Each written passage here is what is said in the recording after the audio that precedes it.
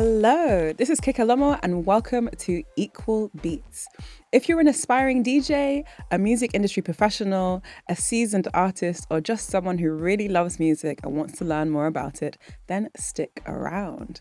Equal Beats is a podcast from Alpha Theta where we get into the nitty-gritty of the music business with the world's leading music industry professionals to find out exactly how they do what they do.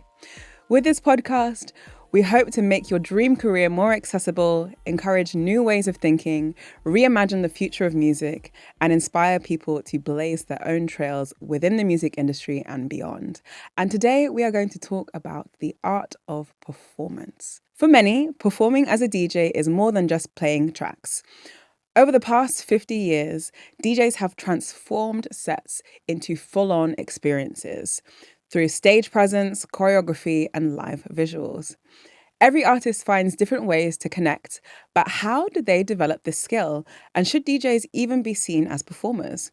In this episode, we'll explore all this and more and find out about what it takes to create an unforgettable show. And there's no one better to talk about performance than today's guest, Lady Shaka. Lady Shaka is a London-based Afro Pasifika interdisciplinary artist, producer, and DJ, originally from Aotearoa, also known as New Zealand. She started her career as a hip-hop dancer for Parris Goebel's royal family, which shaped her understanding of storytelling through music and movement. She's also the founder of Pulotu Underworld, a global collective that celebrates music, culture, and artistry from the Pacific Islands through events, projects, and acts of love. Lady Shaka champions fast, fun music that's heavy on bootlegs and bass, and she's coined the term hiko as a genre, mixing club music with traditional Maori instruments and indigenous sounds.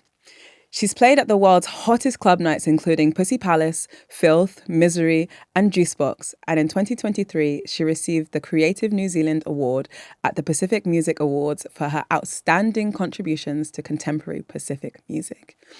Lady Shaka's DJ sets are nothing short of mesmerizing. She has that rare ability to command the vibe of a room, channel energy and positivity from the crowd, and build a genuine connection with her audience. Today, we'll be finding out exactly how she does it.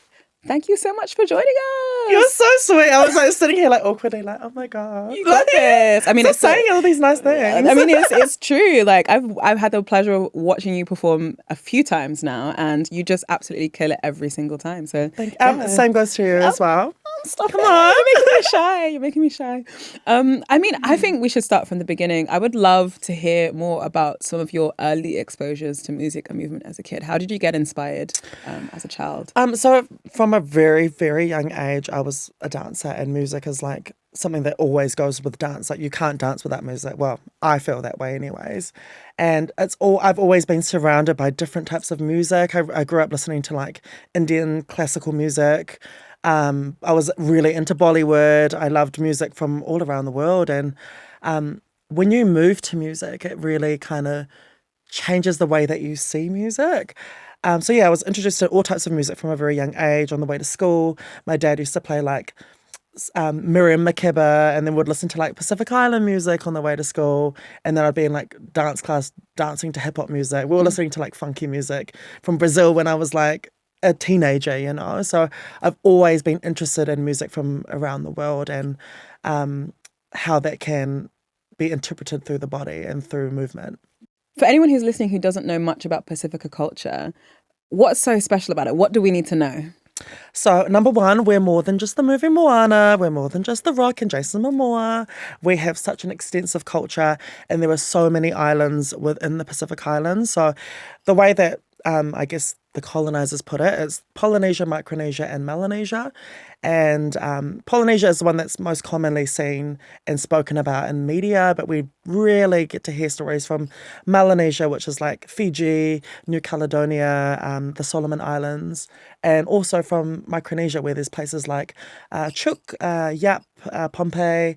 All those kinds of places don't always get spotlighted. And I think it's important when we talk about the Pacific that we are able to see all these different views of the Pacific, all these different cultures that exist within the Pacific, because the Pacific region is humongous. Like, it's huge, and the cultures and the languages are so different, but there's also like still interconnected in the same way. But yeah, one thing I love about being an island girly and being from the islands is just like that connection that we have to our land, the connection we have to the ocean, and also the hyena laugh. Like we have this, you know it. I can hear cackle. the cackle. Like I can hear it from a mile away. I hear an islander before I see one, and it's just that loud hyena laugh is something that just always makes me feel like I'm back home. You're back home. I'm back home. I was like, oh my god, is someone calling me? Who's that? Amazing. And can you tell me a little bit more about your specific culture and heritage? Sure. So my mum, her mother is Indigenous Māori from Aotearoa. Her tribes are Ngāti Rangi, Te Aotearoa Paparangi and Ngāti Raukawa ki te Tonga. Her father is of Māori and Maohi, so Indigenous Tahitian descent from the islands of Huahine, the village of Ha'apu. This is beautiful necklaces from there. Shout out Auntie. Gorgeous. And he's also from Ngāti Paro and Ngāti Tuwharetoa. So he's Māori as well. And then my father, his mother is from Samoa. She's Samoan and Tongan descent. And then his father is from Tokelau and he's Cape Verdean as well. So yeah, I've got a beautiful fruit salad mix going on here. There's so many of us islanders who are mixed heritage because of it being an island and being a port and so many people coming and settling. And yeah, I think it's very much informed the way I create music and the way that I see the world through art. From like I guess from not only from like that Indigenous perspective, but also from like being from mixed heritage and growing up in different cultures. And then, you know, being in Aotearoa, I was predominantly in Māori culture because I went through Indigenous schooling. And then like trying to like look at my Cape Verdean side and trying to embrace it when I moved over here, being like, oh my God, there's actually Cape Verdeans over here. There's none in Aotearoa, you know?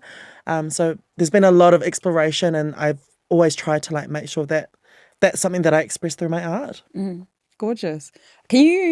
Was there a specific moment that you decided that you wanted a career in music? So I always tell the story, it sounds so lame, but like it was my leaving party. So I moved here in 2016 and the first visa that I was on, it was only a 2-year visa.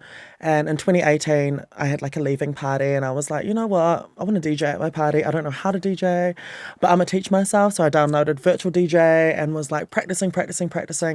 And then I played my very first gig at my own leaving party and I was like, oh my God, I think this is my calling. And then I went back to Aotearoa and they had just started this really well-known party back home called Filth. And I played at the very first Filth and that was the beginning of like my career in music. And I was just like, I became obsessed with the idea of controlling energy in a room and like bringing people vibes. Yeah, it's just been a beautiful journey ever since. I always like look back when I'm like doing like these big gigs overseas and being like, I can't believe I was in an office like 5 years ago, a corporate girly, and then like DJing on the weekends, trying to make something happen, wanting to be a creative full time, and then being able to see myself travel. I'm just like so grateful. But also like it took a lot of work too, you know? So yeah, those moments I think really solidify getting the opportunities and like really embracing them and like trying my best to like, you know, keep going forward. Gorgeous. And, you know, moving from Aotearoa to London and creating your own space, starting your own parties, what was the motivation behind that? And did it impact at all the way that you DJ'd, creating your own space specifically? So when we started Pulutu Underworld, I'm still a part of it, this collective called Inter-Island Collective. So we're a Pacific Island arts collective based here in London. I don't have as much to do with it at the moment because of like music and touring. But when we were sitting down, I said to them, I was like, I really want to start an event, a music event for our people to come and congregate because we know that we're here, but we don't know each other. Especially, I think, the ones that had like moved from Aotearoa didn't know the British, like Pacific Islanders who were born here and grew up here. So it started as off like there's a small party to just try and make spaces for us to come and meet each other. And it just kept growing and growing. And since that point, we've managed to like work with so many different companies and brands. And we ran the very first boiler rooms in the Pacific Islands in Rarotonga and also in Aotearoa last year. So it's been a growing space and a growing collective, and I'm so excited to like do more things with Pulutu Underworld over the next year. We actually, we recently brought some people over from Aotearoa for Glastonbury. So we had a whole group of Indigenous artists that came over. So just being able to create those opportunities once again for our people, that's like literally why I do what I do. And like, I think it's definitely informed my music. Like playing Pacific Island music out loud used to be like, oh my God, Dad, turn that down, embarrassing, you know? And now I'm just like, no, I'm the auntie outside, like with my window down, being like, Jay! You know? And you step into those spaces when you live in places like London where you're like, actually, my culture is beautiful. It's been stripped away from me. You really long for your culture. And I think that's what it took for me to like start making, you know, Pacific club music. I was like, how can I, as someone in this modern day and age, create something that one connects to me and my culture and my people back home, but also to me and my experiences here in London, being in the underground music scene. So yeah, it's been a beautiful, beautiful journey, and I'm just loving seeing all these new artists coming out with like new Pacific Island Māori electronic music. Gorgeous. I think the first time I ever heard and discovered you was through those first boiler rooms that you did with Filth. I just was so mesmerized by your performance. And then I think a couple of years later, I had the pleasure of sharing a lineup with you and witnessing it in the flesh for another boiler room. And you absolutely killed. Honestly, I was quite nervous because I think I came on straight after you, right? Like I think I was playing like... Yeah, you were straight after me. Straight after. So I was like, oh my goodness, how do I... The way I did not move from the dance floor when you jumped on, I was just bracking and jacking right there. I'm not going anywhere. I mean, but you were a tough act to follow, and like your performances are just so mesmerizing, and the way that you get the whole crowd on your side, you know, with the crowd engagement, the callbacks, the chants, just straight up enthusiasm. It's just such a pleasure to watch. I'm curious, is that something that you learn over time, or is that something that comes naturally to you? Like the chanting, like the call and response? Just the way that you can engage a crowd, and just the way that you perform, you know? It's something so much more expansive than a lot of the other DJ sets that I've seen. I feel like because I was a dancer first and like, well, a performer first, like I've always loved the stage, and always loved like crowds and like, I guess just like bringing energy to a space. For me as a person, not just as an islander or an artist, but like just me as a person, I'm always been like a performer, and I love the stage. I love seeing the reaction people have when you perform. And I think that's something I learned from dance, you know? And yeah, so I think it's something that's natural, but also like, not everyone has to be like that when they're a DJ. I think there's this, people are like, oh my God, now they think you have to be a dancer to be a DJ. I was like, no, babe, that's just me. You know, it's not me trying to put on a show for like people to be like, you need to copy this. This is the recipe. That's just me. I love to dance when I DJ, and I love to get on the mic. Sometimes I don't get on the mic because I'm not really feeling it, but sometimes I'm like, well, I want to be a big mouth on the mic. So yeah, I hope that answered the question. Yeah, and we're going to get into some of the things that you touched on a little bit deeper later. But I mean, you know, is there something, so it's something that comes naturally to you in terms of the way that you are and, you know, the way that you carry yourself and your upbringing. Do you think there's aspects of crowd engagement that can be learned? And for people who it doesn't come naturally to, is there anything that they can do to build a stage presence in that way? I think finding yourself within your performance is really important. Like, it could be the genres that you play. Like, you don't necessarily have to get on the mic. I would encourage it if you're wanting to get more engagement, but you can always like bring someone else to MC for you. If you're shy girly, but you want to encourage that performance aspect, you can get dancers. You don't have to dance yourself. But I do like always encourage people. Like, I love the microphone, and I think that's one thing I love to, even if it's not me, having my friends on the mic being like there's one person, Aniran, love you, you're amazing. London, Aniran. Yes, Aniran, you know Aniran. But the babe, I used to always book them for Lady Shaka and Friends, and they'd always have the crowd being like, Lady Shaka and Friends, Lady Shaka and Friends. And just having that extra element, I think, just always got the crowd hyped. You know? And it's something that's been quite, you know, it's quite common in British culture and around the world. You know, the classic Ollie, Ollie, Ollie. Oi. You know, although I did see some videos on TikTok where people didn't know. They were like, Ollie, Ollie, Ollie. And they were like, Ollie, Ollie, Ollie. And I was like, we're losing recipes, guys. We're losing recipes. I definitely think it is definitely a British thing, because back home in Aotearoa, people weren't, now they're getting MCs, but before it was not a thing. people getting on the microphone. It was very much, I think that was something that I adopted from living here in the UK, and being at parties and being like, that's a vibe. But like, I think back home now we're getting more of like the ballroom chanters getting booked to be on mic, and they'll be on mic being like, ta-da, ta-da, ta-da, ta-da, and the girls are voguing down, you know? Yeah. So it comes hand in hand. It comes from, for me, it also comes from that ballroom culture as well. When you hear the word performance in relation to DJing, what specifically comes to mind? Because some people say that the DJ's role is simply just to play music, while others see it more as a performance. So do you feel like, what essentially comes to mind when you think about performance in relation to DJing? I honestly think it's up to you to make that interpretation yourself. Like, you can be the person who just plays the music, and then you can be the performer as well. Like, I think it depends on who you are as an artist. Like, for me, I love to perform, and I love to get in there with the crowd and be like, I want you to come, I'm going to grab you by the arm and drag you along on this performance.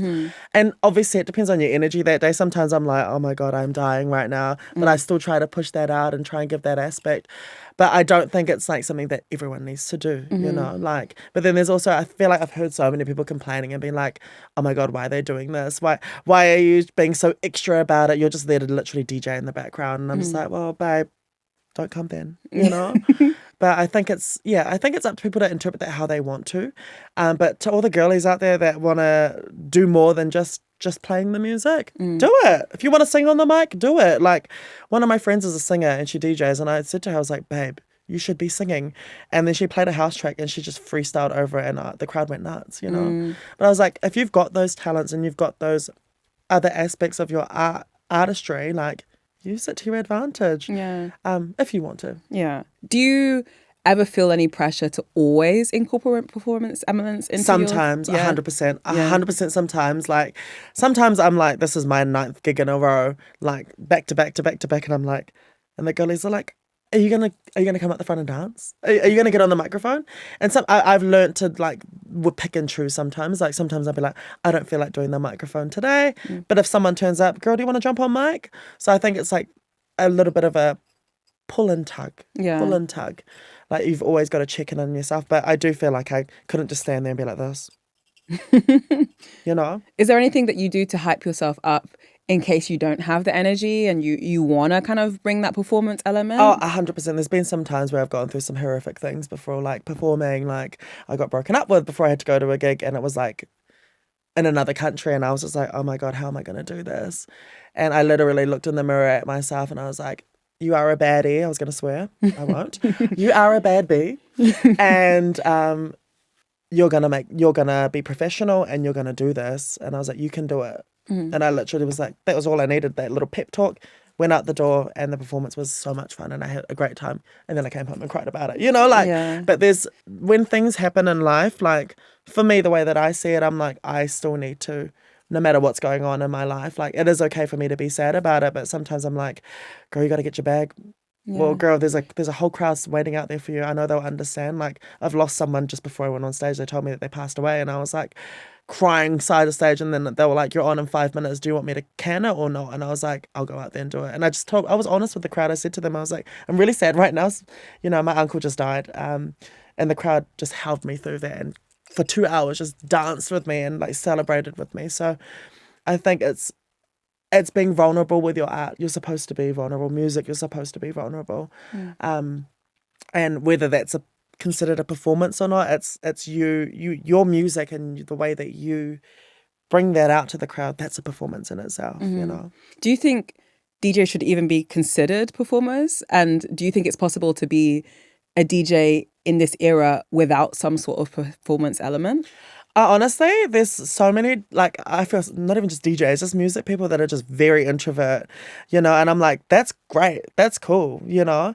And I think, like, not everyone has to be a performer. You don't have to be a performer. I'm a performer because I love doing that. But once again, if that's not your jam and toast, is that right? Like, if that's not your cup of tea, that's the word. If that's not your cup of tea, then, like, don't stress about it. But I do think, like, if you are wanting to bring something a little bit extra, maybe think about how you can incorporate different things into your sets. But, like, once again, it's like there's not one right way to be successful, I guess, in this music industry. Like, there's so many ways. Your music speaks for itself, you know? And I think it's interesting because a lot of conversations I see with DJ culture right now are talking about DJ worship, like should you face the DJ booth? Like everything's so visual, even with sets being filmed now. And it's funny because we just did a documentary with Alpha Theta looking at the science behind club culture and what happens in your brain when you listen to music. And a lot of the research that I did looked at a lot of differences in culture about how we engage with music. So there's this perspective of being observatory, so people who kind of like sit and watch and clap and like just observe what's happening, exactly, and film, versus cultures that are way more participatory, which are the origins of club culture. So engaging with the DJ, being a part of the performance in itself, and kind of like acknowledging the fact that it's not just about who's performing and not about their skill level, but like the overall experience of people who are being involved. Period. Do you feel like there's been a shift in the way that you have performed, the way that you perform, and while you perform, the way that people are engaging with your performance? I think there's this big issue, I guess, like across music in general, where it's like there's this pressure to play the bangers and always play the bangers, and people coming and being like, you didn't play that glamorous remix by Fergie. I was waiting all night for you to play it. And I think people that go to events, go to clubs, go to festivals, I feel like they should be there for the journey of music. And I find that sometimes I feel that same pressure of being like, damn it, this is the kind of crowd that wants bangers, and I can't take them on like the musical journey that I feel like going on. And that's something that I'm still trying to explore, to be like, no, stick with it. We are going to play a good 30 minutes of funana music and you're going to love it and enjoy it, Mm-hmm. So I think there's definitely like that societal pressure, but it's that whole thing of like staying true to your music. Talking about the whole way of interacting with the crowd, having that exchange, having them come on a journey with you, but also engaging beyond the filming of the set. That's and the part, it's the filming. Like, yes, that's a big part of like what gets, I guess, views and gets more opportunities. Those things are like great, but also sometimes I just want people to close your eyes, feel the music and dance. And I love it when I get to do sets like that.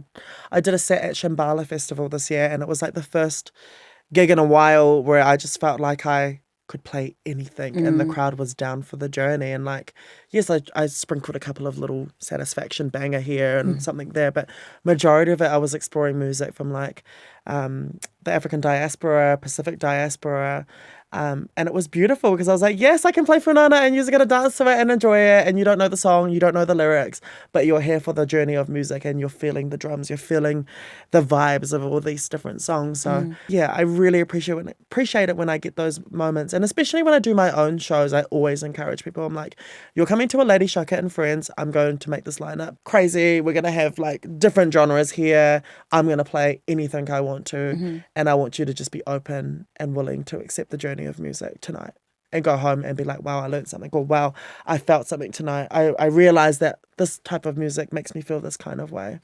Amazing. Yeah. I mean, talking about performance, I feel like we can't pass up on the fact that you were in Royal Family. Like, for those who don't know, Royal Family is this world-renowned dance collective run by Parris Goebel, who's done choreography for the likes of Rihanna, Lady Gaga, and more. How did that happen, and how did that experience shape your artistry? First time I saw Parris dance was when I was about maybe 9. And I was like obsessed. I was like, oh my God, Mum, she's incredible, blah, blah, blah, blah, blah. And she just had the dance crew, Request Dance Crew then. And then when I was about 12, I was a part of a dance crew called Kani Crew that was up north. And they brought Parris Goebel in to choreograph a dance piece for us.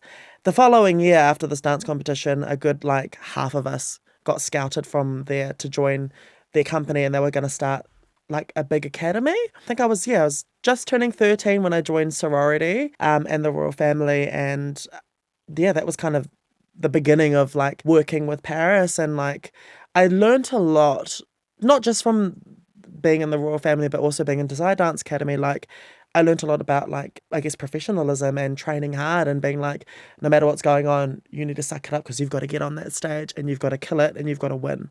So there was like this champion mentality that was fostered in me from a very, very young age. And I think it's really helped me with like my journey with music too, because it's like when anything's going on, it's just like, oh, you got to suck it up. It's a very, very dance mentality of being like, what's the final goal? How are we going to get to that final goal? Keep working hard. No matter if there's setbacks, there's always going to be a setback, but you just have to suck it up and think of, where do I want to be in 5 years' time? Where do I want to be in 10 years' time? But yeah, so it was such a big blessing dancing for Parris. I was actually really thankful to stay with Parris this year in LA when I did my first tour in America this year. So it's been really awesome seeing her journey as well with like dance and like music and stuff like that. Amazing. You've been all around the world. Like every time I go on your socials, you're in the US, you're in Brazil, you're in wherever. She's a worldwide queen. Like you've spoken about also having that vision of like a North Star. But along the journey, has there been a specific performance that has stuck with you and your favorite ever performance? And why was it your favorite, if there was one? There are two. Can I talk about them You can do both? two, yeah. Let's Okay, so my very first performance that I actually cried at was in Japan. So I played for this event called Amapi Night, and Amapi Night is like focuses on specific. It's more focusing on like Amapiano music, but that evening it was like music from across the African diaspora and through the Caribbean as well, and it was like I jumped on the deck and I just remember looking around and like 90 to 95% of the room was either mixed black or black. And playing in a space where I was like able to play like music from the Pacific, but also like through the African diaspora, and played Cape Verdean music in a space where people were like dancing and enjoying. Like I cried. Like I played the song Mama Africa by Bracket at the very end, and I got out of the DJ decks and jumped on the stage behind because all the girls were dancing, and we all did this one collective dance move and the whole crowd was doing it, and that's when I just burst into tears. I was like, this is so beautiful. It reminded me of like when I do things with my Islander Pacific community. It brings tears to my eyes when we can do things collectively, and it's like a space where we celebrate either our Pacific Islands the side, or like when I'm in black spaces and it's celebrating black excellence or black joy. You know, those things are beautiful. And that was the first time I had ever experienced that abroad, and I didn't expect it either. So yeah, that I will never forget that performance. And the second one for me was the first time I played in Brazil. I couldn't believe that there were 2,000 people there for my very first show. I was like, what? I've never played here before. There's 2,000 people that have come to this random show, their very first party.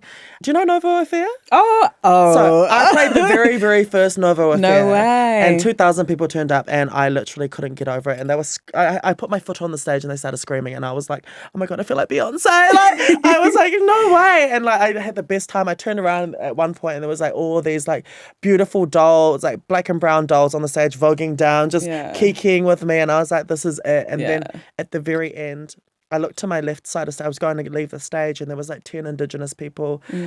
Shout out to Okofa who gave me this as well. Beautiful, beautiful. They were one of the people there, but there was a group of 10 Indigenous people on the side of stage. And they were like crying, and like they came up to me and they were like, thank you for what you do for your Indigenous community. We as Indigenous people here in Brazil, we see that and we want that for our community too. So thank you for bringing that energy. And I just burst into tears. So like for me, when I get to connect with other black and brown, other Indigenous communities, even if I'm not from those communities, every time it happens, there's something special. There's that little bit of magic that I just feel every single time. And that's something that I enjoy the most is like, it is the gigs, but it's also the connecting. It's the going for food. It's being in India and going for biryani with the girlies after the club, you know? Those things are like the things I always cherish. And when I'm feeling alone on tour, because touring is a lonely journey. Like, people are like, do you not go with your friends all the time? I was like, no, babe. Like, my friends have jobs, they're accountants, they're lawyers, they got to go to work, you know?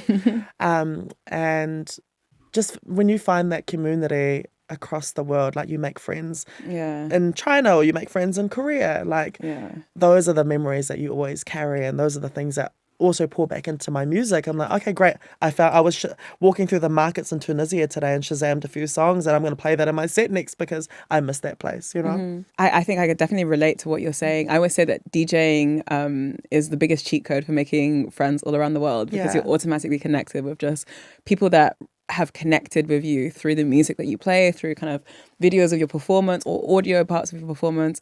I do probably think that, you know, you mentioned earlier that you're an extrovert, and that probably helps with you kind of connecting with people.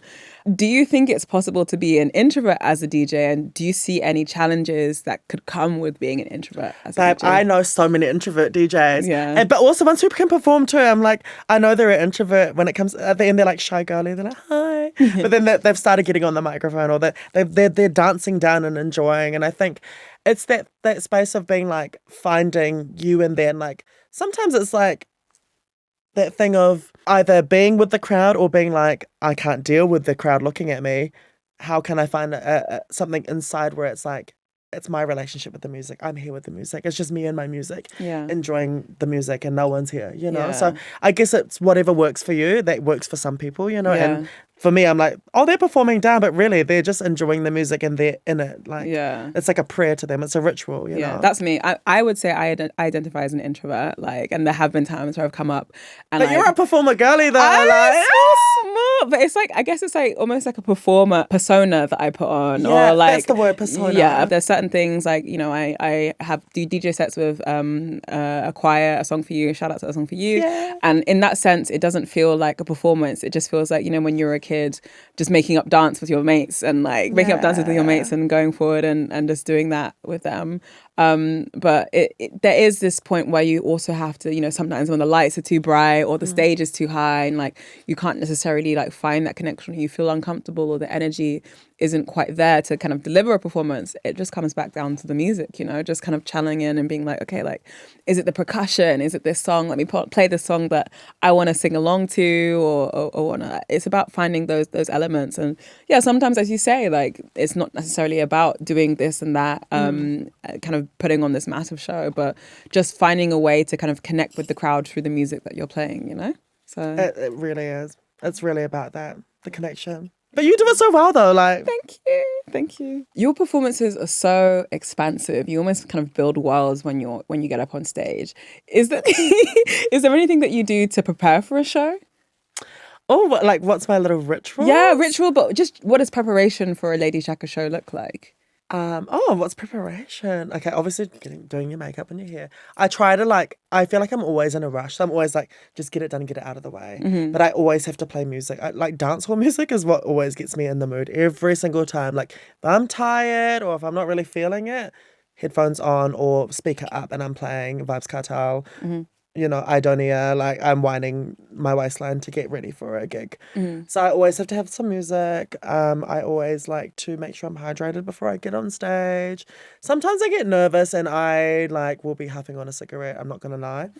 I'm trying to stop that. I'm trying to give up the smoking. It's a hard one because I've spoken to so many DJs who we're constantly surrounded by alcohol. We're constantly got people drinking around us. Like, how can I not do that, you know? And so sometimes I'm like, I really should try and look after my health, you know? And sometimes I do go to gigs and I'm completely sober. I might have one drink when I'm playing and then I go home the next day, I'm like, I feel good, you know? But I love to just make sure that I'm hydrated before I get on stage because there's nothing worse than getting on there and being like, my throat is dry. Yeah. I'm going to faint. Yeah. I guess it depends on how I'm feeling. Like if I'm sad, obviously I'm going to have a little pep talk to myself. Yeah. I do little prayers as well, to myself. Beautiful. I'll be in the bathroom doing a quick little prayer, and then I'm like, okay, it's time to go. And then I'll be like, I'll be walking to them like, you're gonna kill it, we're gonna smash it, you know, pep talking myself the whole way there. Okay, and you mentioned, you know, you're really in tune with your feelings and taking note of that, and you know, talking about those pep talks, those what do you call it again when you kind of those positive affirmations. Exactly. Speaking to yourself with affirmations. Are there any other tips or tricks that you've learned either through, you know, performance, through dance as a DJ to kind of push through those moments when you're not feeling the best? Or is it mainly affirmations? Is it mainly kind of listening to music? Anything else? Sometimes when I'm in a set and I'm you know, I'm not really here right now because something's happened, I always just try and think of the end goal. I'm like, you're almost there. It's once again affirmations, but you can do this. We've got 20 more minutes. And then you can worry about that afterwards. But sometimes when I'm in those moments, I just play music that I want to listen to, music that's going to make my spirit feel good and make my spirit feel uplifted. You know, so they'll be like, oh my gosh, she's playing this right now? What? Just play some Kirk Franklin. But you know, those moments is when I'm feeling down, that's when I'll play music that brings me up, and makes me feel good. And sometimes it might be some indigenous music from do you know Hallucination, Tribe Called Red? All these different indigenous artists, some of them have, there's one song called Prayer Loop Song. So I might play that because I'm feeling down and it'll bring my spirit back up, you know, because it's a prayer. So those sometimes are things that I do. Or sometimes I'm just I want to play a butt shaker. I'm going to shake my booty, and that's going to make me feel good and get me through the set. Really getting into the music. Getting into the music, but like just playing stuff that I want to listen to. Yeah. Like when my energy is low, I need to play music that I want to hear. Yeah. Not that demographical crowd might not know that music, but I'm like, that's what's going to get me through this set. And I think it's important to give and take. Like, you're trying to obviously make people have a good time and play music that they like, but you're also trying to introduce music to them and new music to them, whether they know that genre or not. Like, that's what music to me is about. It's about people learning about new things, new music, and experiencing new sound, and not being afraid to play that new sound out. Amazing. Something that I've spoken to with other performers, not just DJs, but artists in general, is that when they kind of get into the performance, there's this massive high, this adrenaline, the rush of connecting with the crowd and just feeling everything. But then after that comes a crash, comes a low of like, oh my gosh, like all the adrenaline and energy draining out of you. Is that something that you've ever experienced? And have you ever had to do something to move past that? Do you mean like instantly after the performance? Not necessarily instantly, but like the days following or you know, the kind of the roller coaster of emotions is quite a demanding thing to be able to give everything to a performance. And then, you know, it's not necessarily something that you can maintain in terms of energy level. 100%. Like, I think one good example would be my very first American tour this year. Like, I was back to back to back, flight here, fly there. You got to get on stage tonight. Okay, great. You've got 5 hours to sleep now. And like, those are the moments when that championship mentality, what I talked about with dance, really kicked in. It was just like, okay, cool. We've got 9 more shows to go. You can do this. When you get to Hawaii, you can swim and you can chill out there. But I always reach this point, and I always stress this to all my DJ friends or just my artist friends. I'm like, take a break. You need to have a rest. You need to have a vacation. You need to have a life outside of DJing. And like some of my DJ friends are like, oh, I realized that all your close friends, none of them are DJs. I was like, obviously I do have some close friends who are DJs as well, but like most of the people I hang out with do completely different things, and like having that separate life, and then also like being like, okay, cool, I'm going to take 2 weeks off here and I'm going to go home to Aotearoa and I'm going to sleep and hang out with my family and look after my godchildren for 2 weeks. That's amazing to me. So I think when you know that you're going to reach a burnout, take a break. Like, I always usually reach burnout around November. I usually just I go hard from like December all the way until like November the following year, and then I'm like, I'm crashing out. I'm not enjoying this anymore. I don't want to perform, so I want to just stop. And I just take a pause.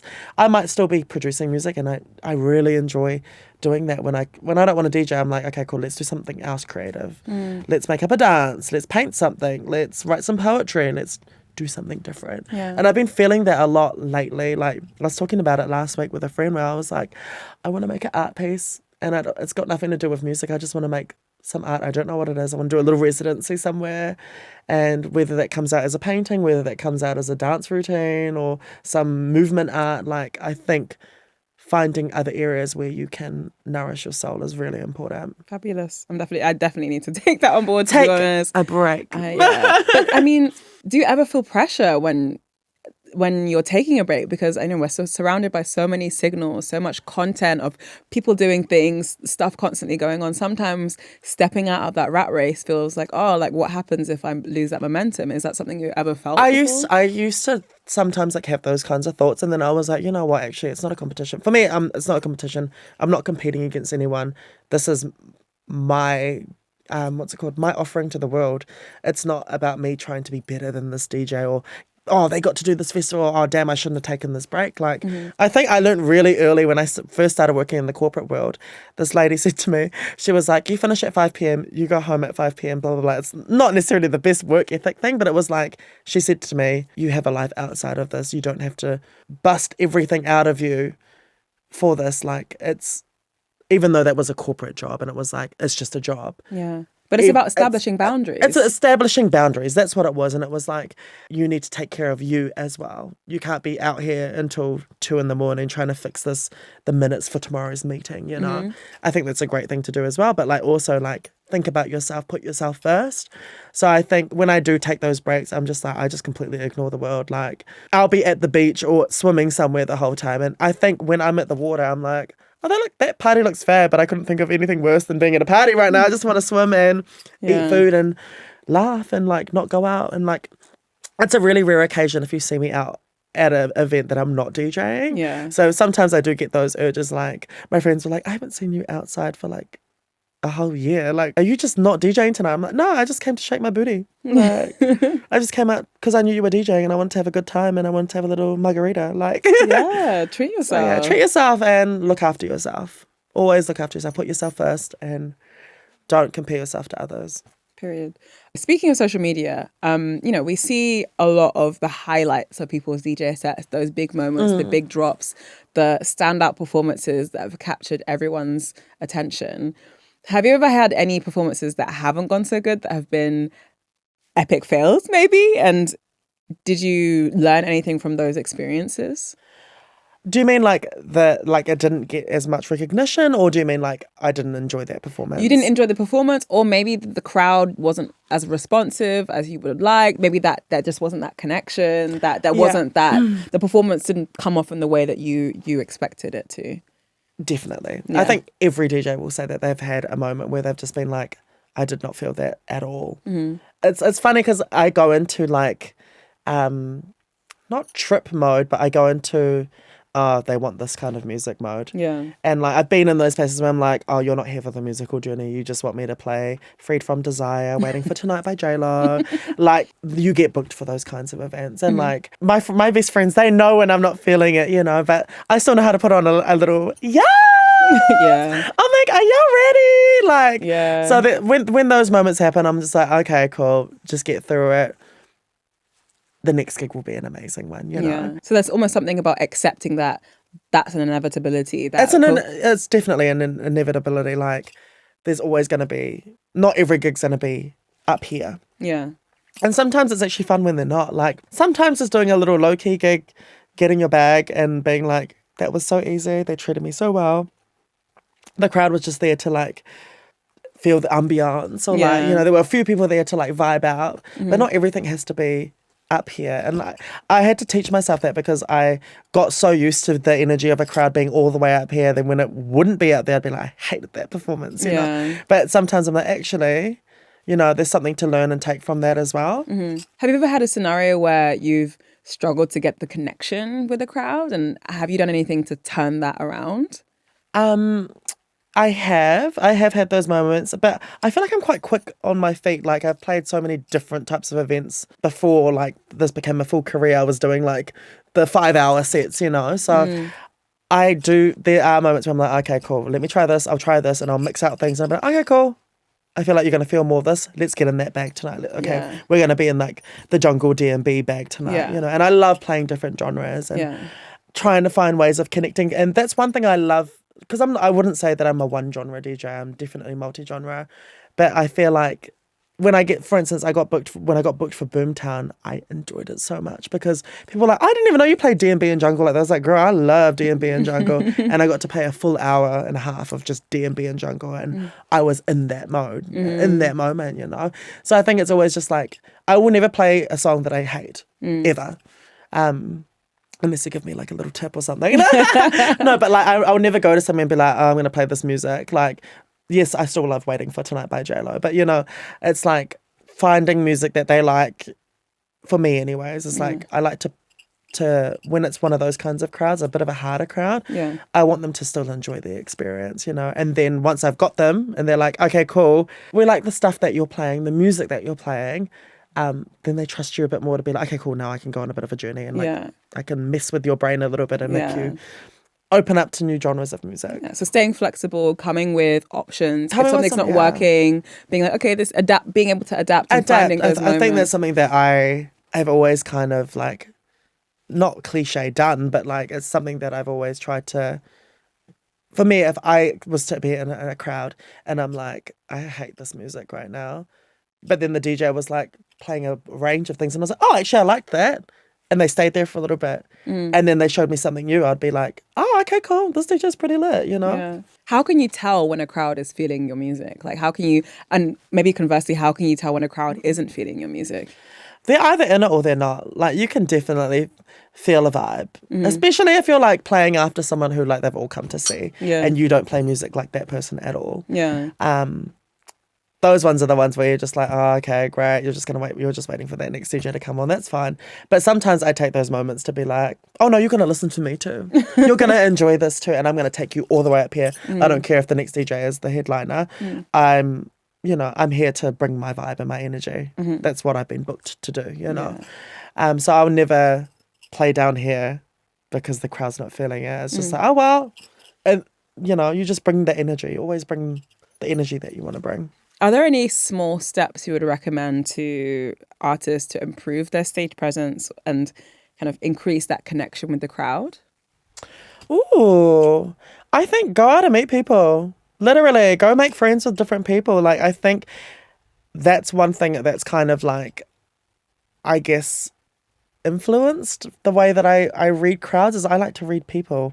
I like to have friends from different places, from different backgrounds, who grew up in different places. And like, I think I've kind of got it where I'm like, I could go to Australia and I was like, okay, I know what crowd this is. Yeah. I go to like Brazil, I was like, I know what the girlies want here. Yeah. So it's like you learn from experience of being in all these different spaces. And like, I would always recommend, like, if you're a beginner DJ, like, try get a residency somewhere. That's where you're going to learn, like, what types of music can work in different spaces, especially if you're playing for like 5 or 6 hours. Like, it's a good practice for you to learn like all those different things. I mean, there's some DJs who are very stubborn and will only play their genre, and I'm like, period, you do that. That's what you've been booked for. That's you, but that's not me.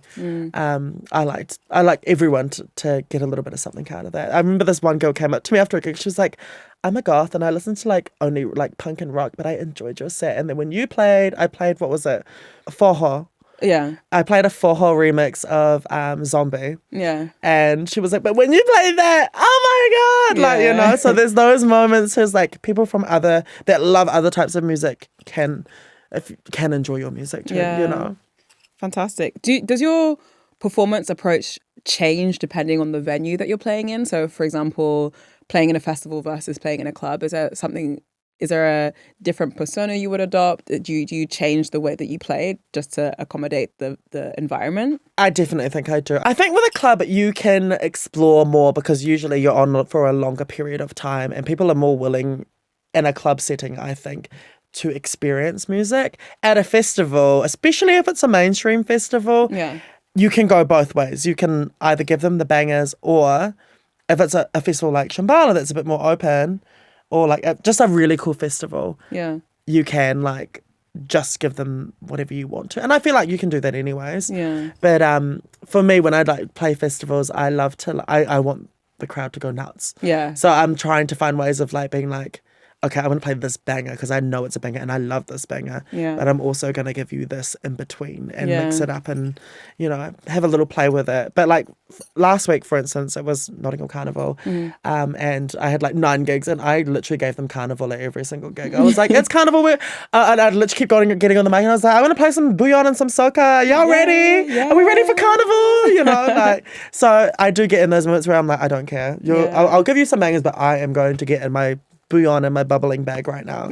So something about adapting to the environment that you're in, the even the country that you're in. I'm very specific when it comes to countries. Like I do love to, like, especially like for instance, I played in France and I was like, I know you know all these songs. I know you know them lyric for lyric. And I just was right up in that bag and I was just so excited. I literally was up downloading music and I barely ever prepare for a set, but I was like preparing like crazy for it because I wanted it to be like all the songs that I wanted to play. And I was like, yes, I can play some Coupe de Calais here, Unfortunately, the music cut out for 10 minutes, which was sad, but they still got to hear some of the stuff that I wanted to play. But one thing I do love is when I go to other countries and they ask for my Indigenous music. I'm like, that's beautiful. I love that. And like I had a moment in Brazil earlier this year, one of my Indigenous friends, them and another dancer that was on stage, they were both Indigenous. And as soon as my friend came on, I just changed it up and I was playing like Indigenous Brazilian like music, but also I started playing my Indigenous music. And there was a moment me and my friend were just like dancing together. And I was like, look at this Indigenous joy right now. Like, love it. Love it. I also love like researching music. Like I did a gig in Kazakhstan last year. I saw that. How was it? It was one of the best gigs I've ever played. And like just I didn't know what to expect. And so as a part of that preparation, I was like, okay, like what are some like classic Kazakh bangers?